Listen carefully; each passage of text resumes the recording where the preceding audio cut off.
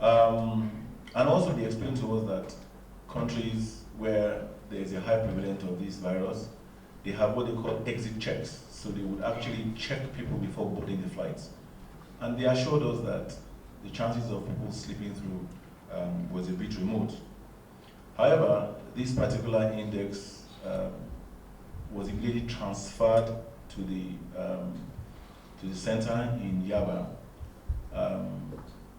It was conveyed in a special ambulance that is designed for these kind of viral infections, and all those that were associated with that transfer were fully equipped with the required masks and gloves and clothing that is required.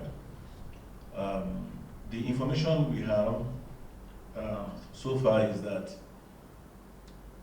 the particular company in question has practically shut down the company. They have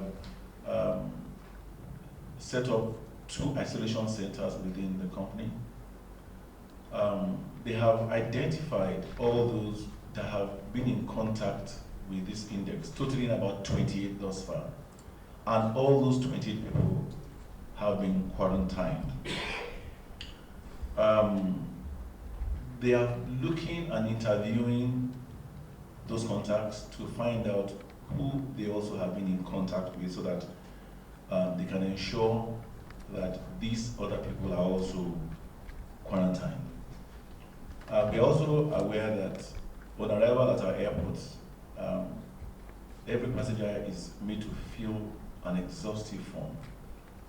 And I remember that yesterday we were informed that there was a particular case of a subject who arrived in Lagos who didn't fill a form, but they ensured that they tracked him down and quarantined him just in case he didn't fill that form because he was avoiding being quarantined, and perhaps he had been exposed to the virus, but he turned negative.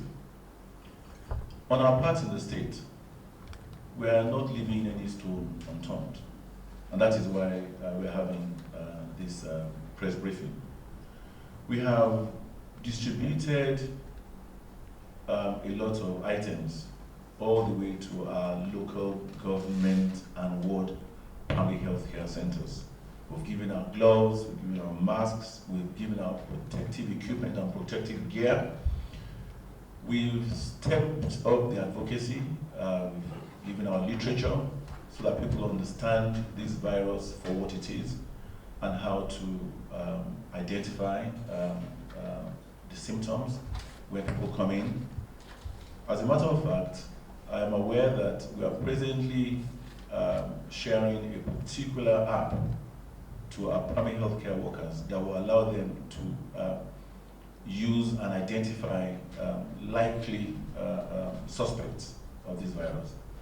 And the protocol is that once there is a suspicion that someone might likely be infected, if the person presents the symptoms, which is the temperature and body aches, they might not necessarily have started coughing, they would immediately isolate that person. They would take a blood sample, and that blood sample will be sent to the biosecurity center in Lagos. Sorry, they will take this sputum sample, not the blood sample, and this sputum sample will be sent to the biosecurity center in Lagos. Now, what have we done? We are quite worried that, one, even from the time the sample is sent to the lab, it may take up to between 4 to 8 hours for a feedback, either positive or negative.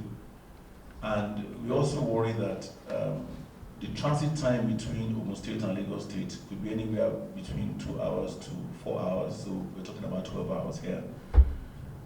Consequent on that, we decided that the isolation unit that we have already set up in the Olabisi Onabanjo University Hospital will be stepped up to a biosecurity center.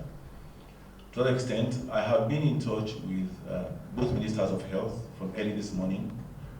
I've been in touch with my counterpart in Lagos, spoken to even the Commissioner for Health in Lagos.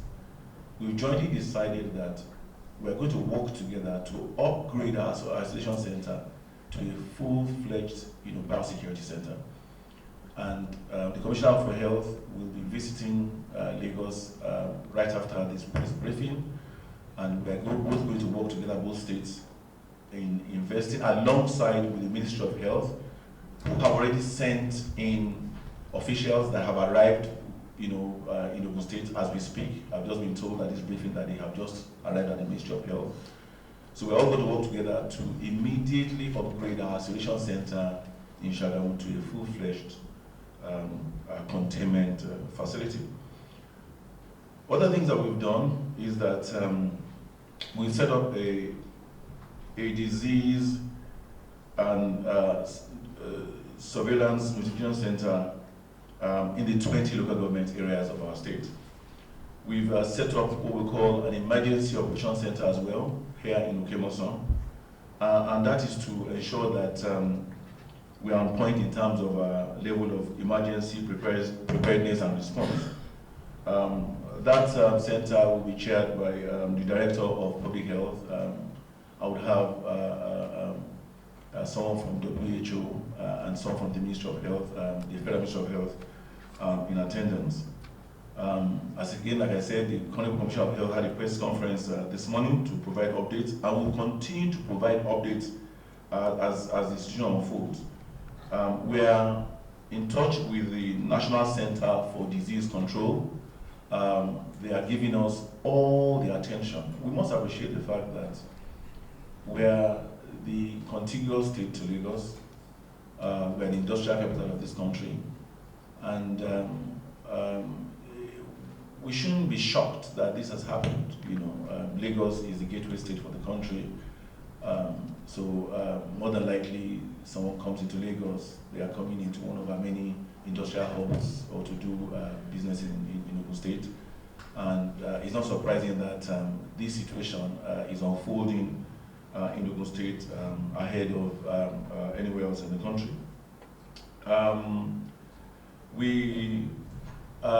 Like I said, this matter was discussed at NEC yesterday. What we would like to tell the public is that one thing we don't want to do is to panic. We are on top of the situation. We're doing everything we can. We must just ensure that we do the little that we can by respecting all the rules of hygiene. As we have been told by our health professionals, we should make sure we wash our hands, because this virus, like we're told, is like any other virus. It's just a more serious virus. It's like the cold virus. It's like the pneumonia virus. But it's just a more serious virus. It has to thrive on the human skin. So if you wash your hands very well, it's one good step into ensuring that you don't contact it. And we are told that you should wash your hands using an alcohol-based sanitizer as well. And if you have to sneeze, you should try and make sure that you cover your mouth with your elbow, and you should be mindful how you sneeze.